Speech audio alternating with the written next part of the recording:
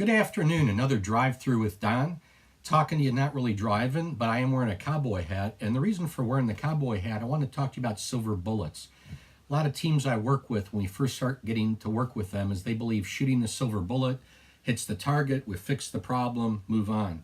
And that is so far from the truth. The older I get, the more I'm in business, the more I believe things are about processes. Too often we look at an event, 9/11, which was a bad event, or we look at a good event, won the World Series.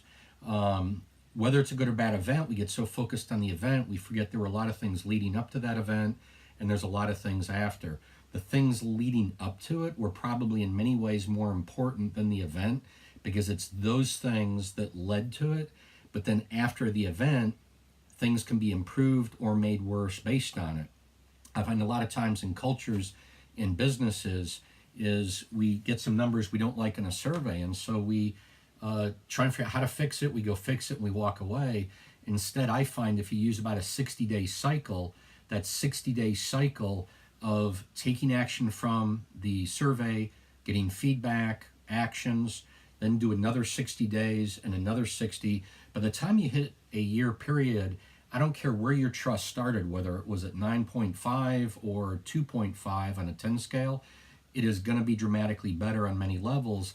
One, they're going to see you communicating. Number two, behaving and acting in a different way to help them. Thirdly, they're going to be involved in a dialogue telling you what's working and what isn't.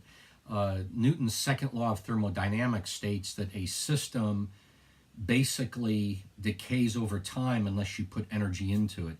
If it's a perfect system, which there's really no such thing, but if there's a perfect system, it stays constant. Problem is we're in the real world where friction, if you're in the physical world, if you're in the people world, it's relationships and outside events, things begin to decay, so you've got to put energy into it.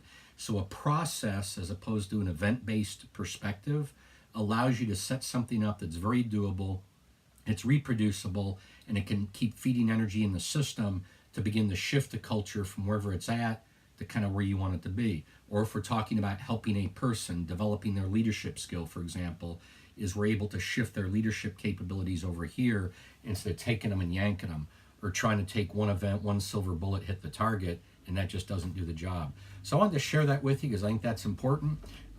Wish I was riding a horse, so yippee-ki-yay. Thank you for your time.